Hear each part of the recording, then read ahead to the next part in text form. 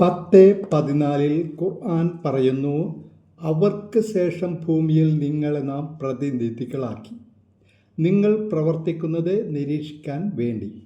27:62 പ്രയാസപ്പെടുന്നവൻ പ്രാർത്ഥിച്ചാൽ ഉത്തരം നൽകുകയും ഭൂമിയിൽ നിങ്ങളെ പ്രതിനിധികളാക്കുകയും ചെയ്തവനോ ഉത്തമൻ? അല്ലാഹുവോടൊപ്പം മറ്റു വല്ല ആരാധ്യനും ഉണ്ടോ? 35-39 പറയുന്നു, അവനാകുന്നു ഭൂമിയിൽ നിങ്ങളെ പ്രതിനിധികളാക്കിയവൻ. അപ്പോൾ വല്ലവനും അവിശ്വസിക്കുന്നെങ്കിൽ അതിൻ്റെ ദോഷം അവന് തന്നെ. 46-32 പറയുന്നു, അള്ളാഹുവിലേക്ക് ക്ഷണിക്കുന്നവന് ഉത്തരം നൽകാത്തവനുണ്ടല്ലോ, ഈ ഭൂമിയിൽ അള്ളാഹുവിനെ തോൽപ്പിക്കാൻ അവനാവില്ല.